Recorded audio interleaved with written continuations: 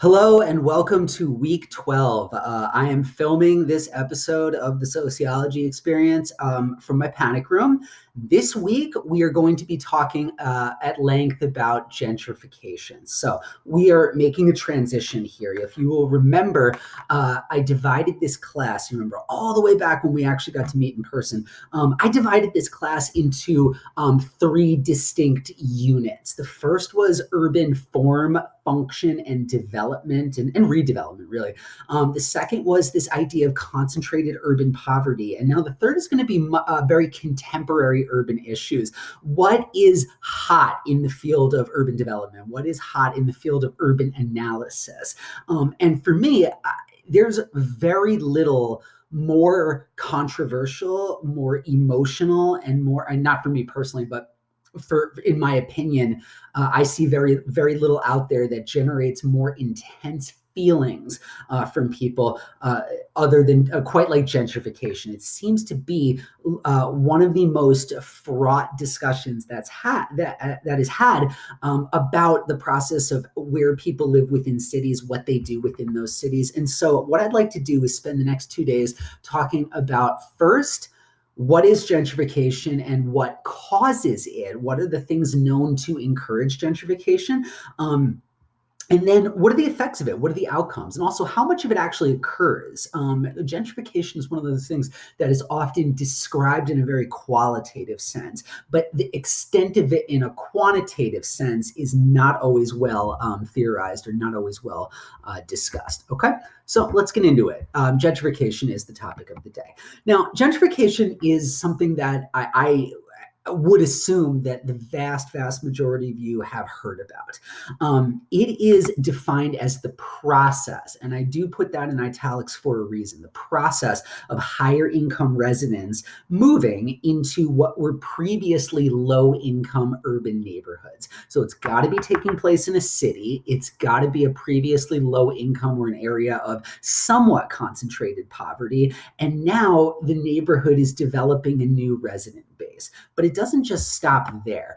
Another way in which gentrification occurs, it's not just people taking units that currently exist. It's also very common in cities like New York, Chicago, and Boston for high income residents to buy something in a kind of a rundown area or a place where the physical structures are not in the best shape and pour a lot of money into renovation. So it's like they might be spending a lot of money on the home in the aggregate, but very little of that money is actually spent on acquiring the property itself. Almost all of it goes into renovating it. This has been particularly a thing in Harlem, actually, in the classic brownstones of Harlem and other parts of uptown New York City. Now, the process includes more than just demographics and population. Obviously, it's going to start there. But the process includes, in addition to new residents and who are mostly higher income and mostly better educated, it also involves a turnover of businesses. So think about all the stereotypes you've ever heard about gentrification. We hear about coffee shops all the time. We hear about the Whole Foods plopping down somewhere where it previously never had a grocery store. We hear about amenities and services, okay, new parks opening or new certain types of cultural amenities such as art galleries, for example, often being the hallmarks of gentrification. Then we also hear about services. Like all of a sudden the services start to improve a little bit. Maybe the police pay a little bit more attention to the area in more of a community sense rather than looking at it as a source of crime, right? Looking at it as part of the socioeconomic fabric of the city. Trash maybe gets picked up a little bit better. Not coincidentally, a lot of this is because the revenue stream that's being collected from that area has increased, and that does fund better services. So I put process in italics for a reason. I chose to say to italicize process here because gentrification does not happen overnight. No city develops overnight. It's a years-long process in which from day to day, nothing seems any different.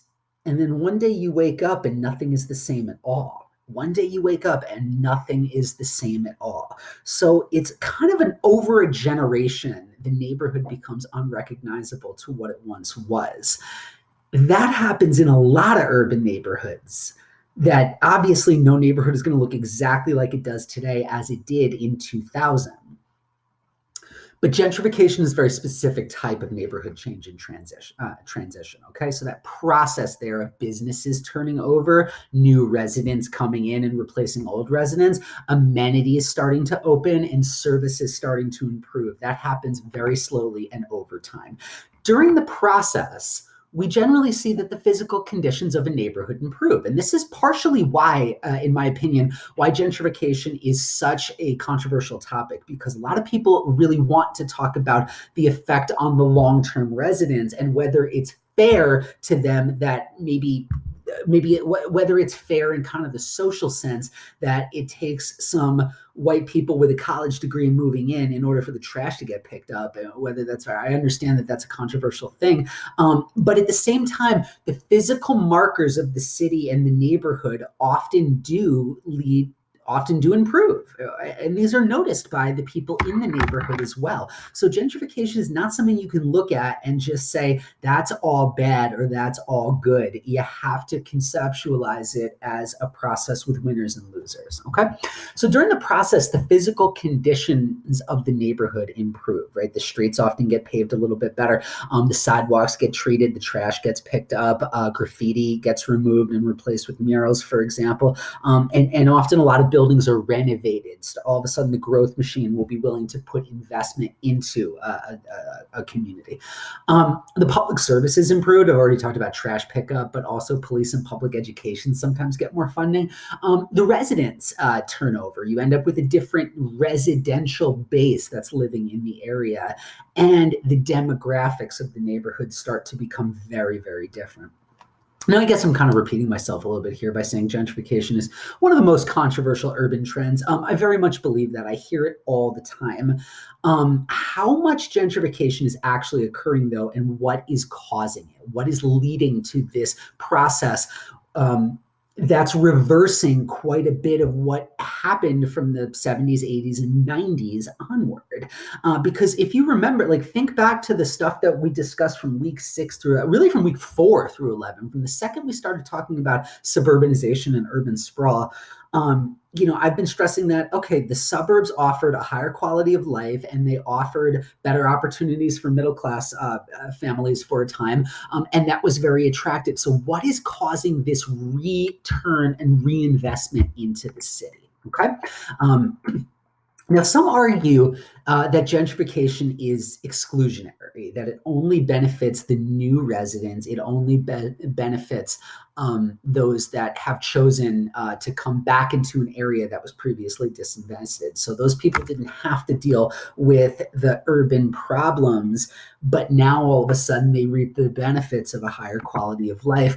Others, however, are going to argue that the process really benefits entire cities. It leads to better investment. It leads to a population increase in certain areas, which is a far cry from what's been happening in many declining urban areas. And the benefits even spill over to help the poor, right? The benefits are felt by everybody, not just the new residents.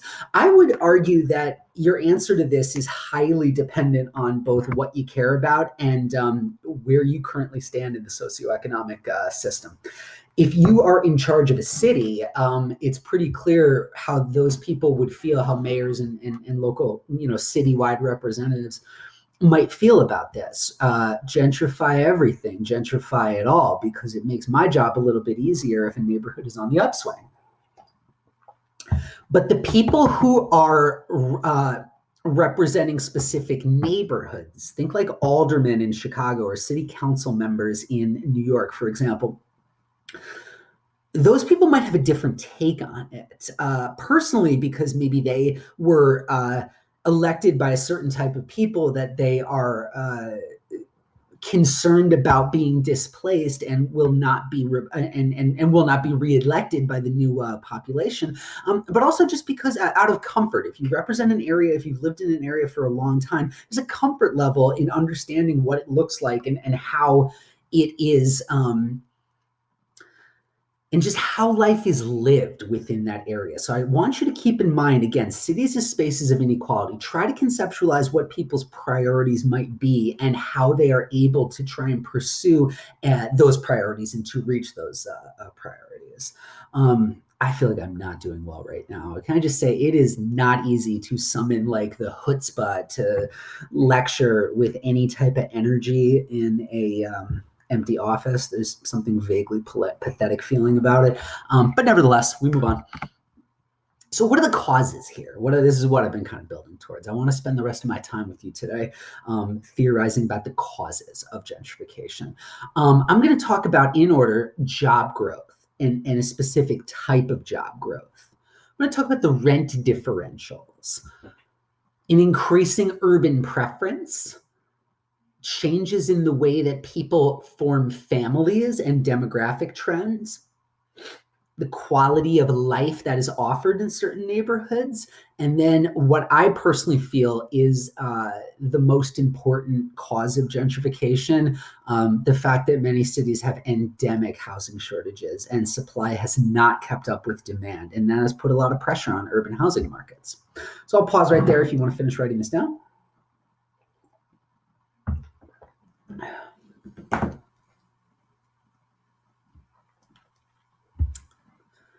Okay, so let's talk about job growth first. I want you to think back, harken back to some of the stuff that we've done at a previous time where I talked about polarization in the job market, the elimination of middle-class jobs from urban areas, and the creation of what is known as an hourglass economy. You'll remember the economy is really good, especially in cities, at churning out jobs that are low skill and poorly compensated, and very high skill and very well compensated. Although I will say, if I could just stop and go on a bit of a tangent here, if you look at who's considered an essential worker right now, they don't look unskilled to me, right? They do not look they do not look, what's the term I'm looking for? They don't, essential workers, many of whom are in service sector jobs in this current epidemic that we're in. Many of these people might have been replaceable in the past, but they don't seem replaceable in the current era. All right. So anyway, you have these kind of like these poor quality jobs and these very good quality jobs. The fire sector, specifically the fire sector of finance, insurance, real estate, and then tech jobs. That's really what's driven high wage job growth in cities over the last 25 years. And we've already established what an urban bias those things have. So you can see several cities which are known to be experiencing very large-scale gentrification: San Francisco and San Jose in the Bay Area, Seattle in the Pacific Northwest, Denver, and Austin, Texas. Keep Austin weird. These are cities that have sucked in a lot of tech workers. So a lot of young workers, good educations, and high wages are being sucked into cities. And many of them didn't grow up in that city. So the people taking these jobs, the people that are being trained here, right? The people who would take these jobs is exactly the type of person who might end up being a gentrifier, right? Somebody who is of a higher income base and a higher educational attainment. So the clustering of these high wage opportunities within cities brings in workers who are then making high wages. And what did we say the gentrification process was? People moving, high income residents moving into previously low income areas. So if our economy had just continued to churn out industrial middle class jobs, then you likely wouldn't see this kind of return to the city. But the fact that the jobs that really drive urban labor markets in places like San Francisco, New York, Boston, DC, for example, which DC is not really tech, but is heavy on the fire side and heavy on consulting side. These are all jobs that, like, you're wondering where gentrifiers came from. Well, the jobs held by the people who became gentrifiers moved into cities, and that is going to increase the likelihood that those people will live in urban areas. I'll repeat that. That will increase the likelihood that those people will live in urban areas, okay? Make sense so far? I hope so. So specialized job growth, the societal change that Wilson was talking about is screwing low-income Black populations and a very fragile industrial working class in the United States ends up both benefiting these post-industrial workers that we currently have today and making a return to the city far more likely. As for where those people are going to live, over a time period, the rent differential's cause is mostly closed down in highly gentrified cities, but it's not closed down in cities that are starting to gentrify, like Atlanta, for example, is a great example of a city that missed the first wave of gentrification and is now probably experiencing it on a secondary basis. So if you think about one of the big things that occur during a period of urban decay lowers the property values. It lowers the entry barrier for people trying for what it's going to cost to live in an area. And previously, maybe that didn't mean anything to anybody in a particularly high tax bracket. It certainly meant something to the people living there, but maybe not to anybody else. And the fact that it didn't matter to anybody else probably is a reason why nothing was ever really done on the concentrated poverty side. But urban decay, this creates actually a pretty beautiful market opportunity if you wanted to get in early. So the first wave of gentrification that is known to have occurred in New York, in DC, and in Chicago. Those are the first three cities really to experience gentrification. San Francisco a little bit later, and then a whole bunch of other places on a secondary basis later. So put yourself in the position of one of these early gentrifiers. All of a sudden, you just got a job in financial services in Lower Manhattan, which is right about here. Okay. And you want to live in a neighborhood that has very easy subway access to your job. So, hey, what about this neighborhood over here? See this dark green place? That's Williamsburg, one of the most gentrified and earliest gentrified neighborhoods in the entire country, certainly in the city. Okay, so what you're seeing here is the median sale price per square foot change between 2004 and 2014. So if you consider Manhattan both the emotional and financial center of New York, look at how this process unfolded. Rents everywhere in Manhattan went up. Median sale prices everywhere in Manhattan went up. You're looking at gentrification right there. And then where else did it go up? Well, inner Brooklyn, parts of Brooklyn that are well connected by the subway line. Where did everything drop? Very far-flung parts of Brooklyn and Queens that don't offer the kind of coolness that people are looking for in neighborhoods if they're gentrifiers, and it certainly didn't offer easy proximity to New York City, and also parts of the again far-flung parts of the Bronx as well. So for young people, think about this: let's say you're in tech work. And you just finished school and you have nothing in your savings account. And I feel like I'm describing at least 10 students in this class currently. And you get a job in a downtown neighborhood or in somewhere within a central business district. Assuming the prices haven't gone up too much, it was a very easy thing for people to buy in or to rent in neighborhoods that are close to where you're living, where you're working. And the rents are just kind of affordable. So the fact that there was such a rent differential from the central business district to the inner urban neighborhoods that became gentrified first, that creates a very appealing market opportunity, mostly for young people who, again, if you have children, you're obviously thinking a little differently about this. You're thinking about suburban school districts. And for everybody else, though, who doesn't have kids, the neighborhood matters. Okay. As of right now, though, the gap is closed. Pretty much nowhere is affordable in Manhattan anymore, or any ungentrified part of New York City. Similar things are happening in Chicago, San Francisco. Most of the inner parts of Los Angeles, Atlanta as well, certainly DC, a little bit in Philadelphia too, although Philadelphia is far more affordable than any of these other gentrified places. I would, in my opinion at least. So now the gap is closed. Now, why would people, again, there's a market opportunity and there are jobs clustered around the central business districts. You follow along how these things really work together. Urban preferences generally became, people became more amiable to an urban area in the 90s. There's a lot of reasons for this, but it's not very easily quantifiable.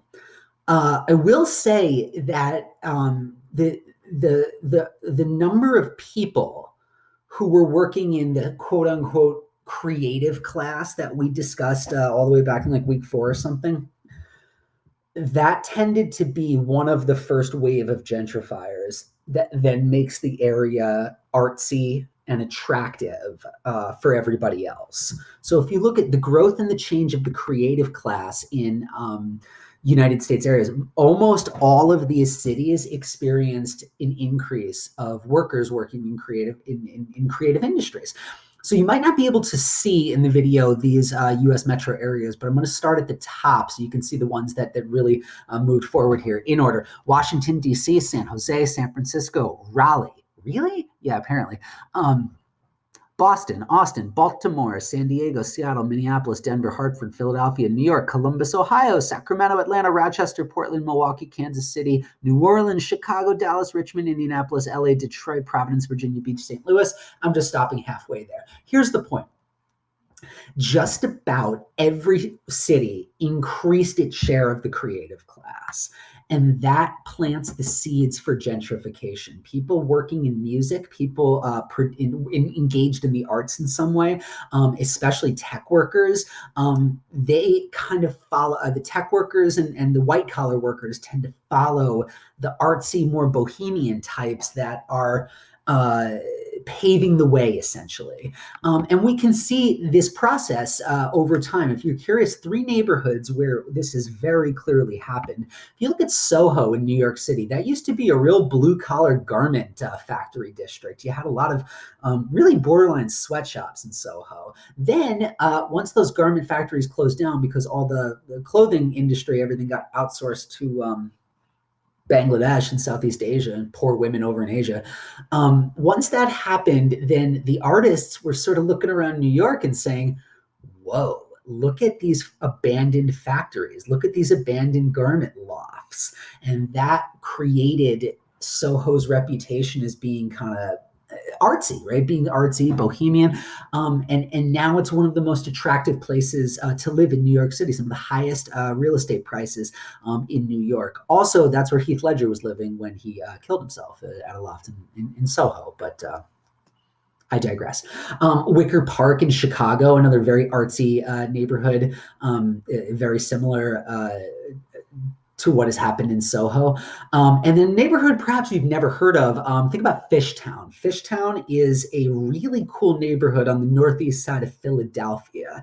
It used to be kind of a Middle Eastern ethnic neighborhood, and that's just not the case because the immigrants settled there and created a really nice, really thriving community. Then their kids just sort of became American and moved away, and then that created a lot of vacancy, and then the creative types moved in and made the neighborhood much more attractive to everybody else. And that's led to a real rush of investment in Fishtown.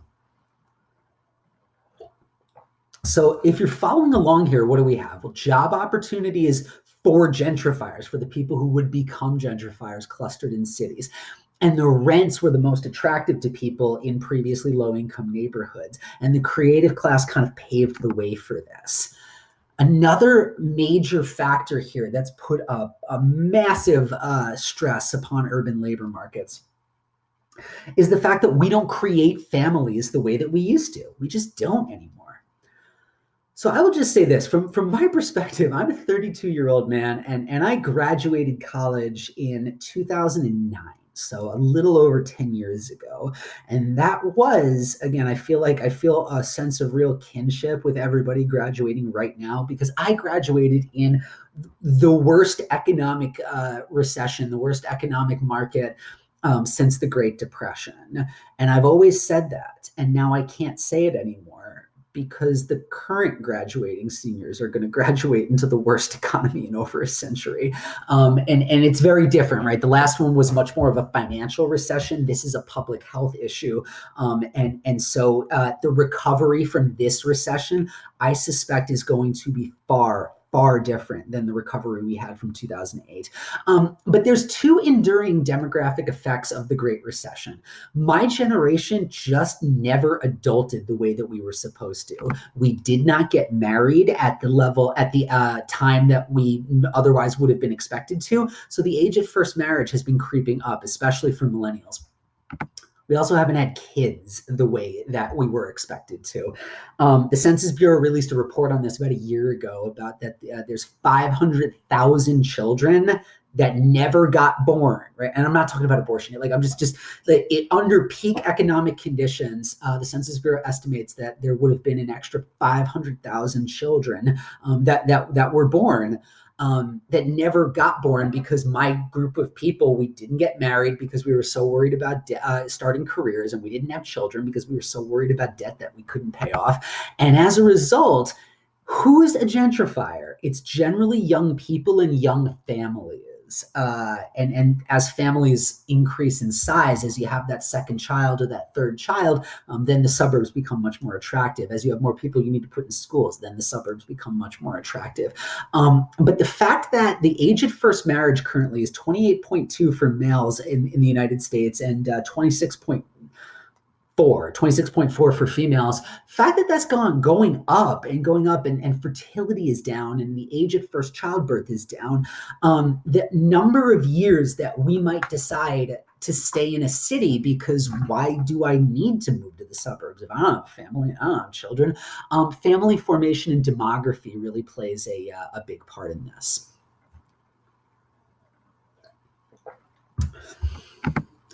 So no need to buy school. Or no need to buy a home, pardon me. No need for schools. And we could never afford to buy homes in the suburbs anyway, so LOL. Yeah, so demography, this creates a glut of people who want to remain in cities, and that is going to increase the chances of gentrification as supply and demand does its thing. We also have a quality of life issue. I mean, a lot of you have said to me, now this is not everybody in the classroom, but many of you have said to me in just sort of personal conversations here and there that, through your 20s, you generally see yourself living in a city. And part of that is that you know where your jobs are, but you can always commute in from the suburbs just the way your parents did. Urban neighborhoods are kind of known urban neighborhoods have closed the gap on suburbs in terms of quality of life. And now, as urban areas have gentrified, the places that did gentrify, it becomes a feedback loop. As an area gentrifies, we already talked about the services getting better, and we already talked about the amenities getting better, and we already talked about the increased investment that might be occurring in a neighborhood. These are all things that, how do I want to put it? If I wasn't in the first wave of gentrification, maybe I'm going to be in it now, okay? Maybe I'm going to be in it now because the gap, the opportunities gap and the quality of life gap is really getting narrower between very high quality urban areas and the suburbs. So think about what this gives you. If this is, and this may not be you that values this, and that's okay, but put yourself in the position of understanding why somebody might choose to value this, or this might be a valuable thing to somebody. Public transportation. I don't need to own a car. I don't need to buy a car. I hate driving. So public transportation will allow me to do that. Much shorter commutes. I don't have to deal with the stress and the anxiety and the increased cost of driving and paying for gas and car insurance and all that crap. Low crime, right? Remember how crime has declined in the United States everywhere for the last 25 years. So the fear that people had of living in their urban areas is likely declining as well. Public amenities. If I care about going to see live music, okay, well, that's great to go live in an urban neighborhood that has that. If I care about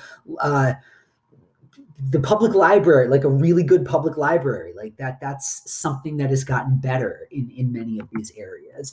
And just culture, if I care about the feelings of diversity around me, right? If I care about, having various ways of walks of life represented around me, if I care culturally about experiencing that, urban areas can do this in a way the homogeneity of the suburbs never could.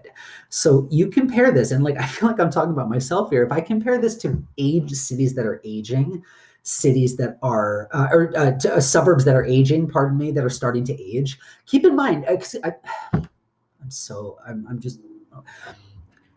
keep in mind that at the time the suburbs started drawing everybody in, it was urban areas that were decaying and cities that were new and clean and modern. And now, after gentrification has taken hold, it's these urban neighborhoods that are new and clean and modern, and it's the suburbs that are starting to lag behind a little bit. Now, that's not a one-to-one comparison. There's many suburbs that offer a very high quality of life and very, wonderful structures.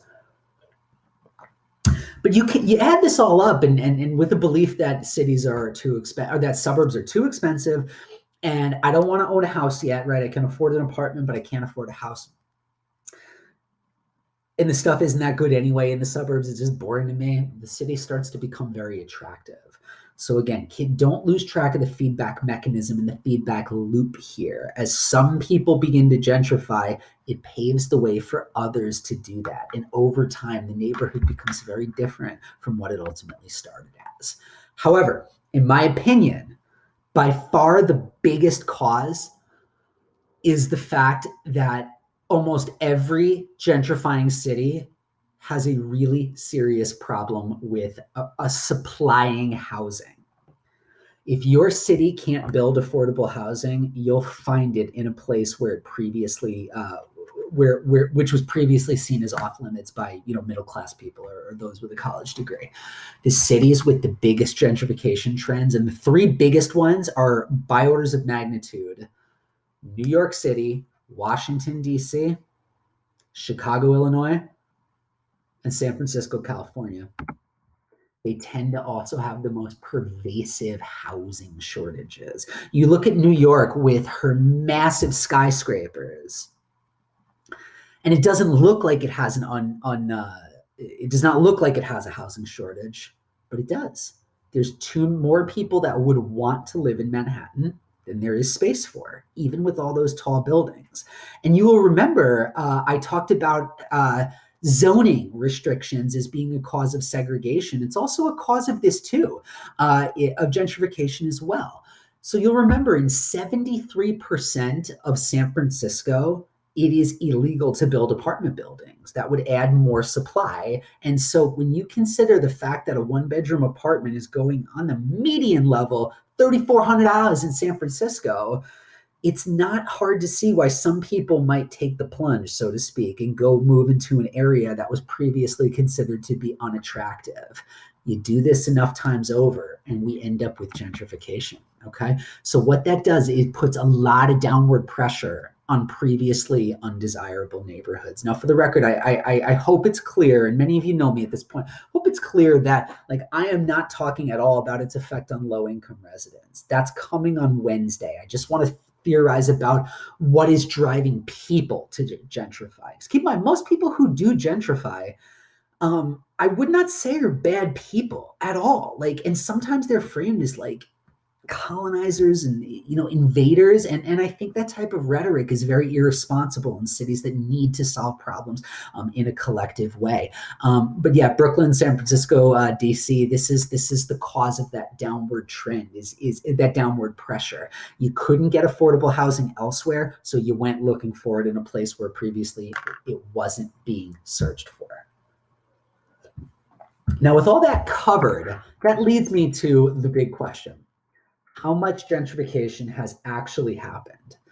It might surprise you to learn actually not a ton, believe it or not. The vast majority of metro areas have experienced either none or very limited levels of gentrification. Chicago, New York, DC, and San Francisco are very much outliers. I have a personal theory on this about why we constantly hear about gentrification, even though it doesn't happen nearly to the level that people think it does. And so I'll just put it out there. And grant, I have no data to support this. This is just my take on the matter. The three cities where we have the highest amount of gentrification: New York, DC, and Chicago. So it's clearly happening in those cities, like a lot. The three most circulated and biggest read newspapers in the country, in order: the New York Times, the Washington Post, and the Chicago Tribune. 1, 2, and 3. And so I often think of it like those journalists in those cities see gentrification happening everywhere, so they write about it a lot, and it leads to a somewhat skewed understanding of how much gentrification actually occurs. But what you're seeing here is an analysis that was done by my buddy Dan Sanchez. Him and I both came out of Ohio State together, actually. If you look at all 325 metropolitan areas throughout the country, 38% experienced no neighborhoods, no census tracts at all, with anything approximating gentrification. And a further 22%, 23%, one neighborhood. So you add this up, and about 61% of all metropolitan areas had no gentrification to speak of. So it's happening in larger, so to speak, superstar cities. It's not something that is sweeping the nation in the way that it's sometimes framed to be. 30% experienced 1 to 10 neighborhoods, and in terms of like very large, like citywide gentrification along the level of DC or Chicago, we are looking at 29 metro areas, or about 9%. If I look, and we're back. Okay, I had to just edit out a mistake on my part. So what we're looking at here with this particular graph here, it's the percentage of all tracts that gentrified, and that's what you're seeing in the blue bar underneath each city, and the share of low-priced tracts. That is to say, areas, low-priced tracts that places where the income, just looking at neighborhoods where you had concentrated poverty to begin with. And so you can see that in certain neighborhoods, we see a real, like, strong push towards gentrification. I can see that Boston, which I guess I've been undervaluing a little bit, Boston has had a lot of low-priced, low-income gentrification, and a decent amount of neighborhood turnover as well. New York, I see a lot of Washington. I see a lot in San Francisco. I see a lot in Seattle, and Chicago is not labeled on the map, but I see quite a bit of. I see something worth talking about in places like, if you follow my cursor here, in Chicago, Minneapolis, Dallas, and out in Denver. And that's Boulder. If you're wondering what the other one in Colorado is, it's Boulder. And so the turnover here is not as severe as people sometimes think it is. But gentrification is unquestionably something that affects the people that are living in a neighborhood. And so what I'm going to do is I'm going to talk about the effects of gentrification the next time that we meet. And when gentrification hits, it hits hard, right? It happens when it happens, it tends to happen big. So even though most places aren't experiencing this at all, the places that are, it's probably reaching a crisis point with that. Okay? So that is what I have for you guys today. Thank you very much. And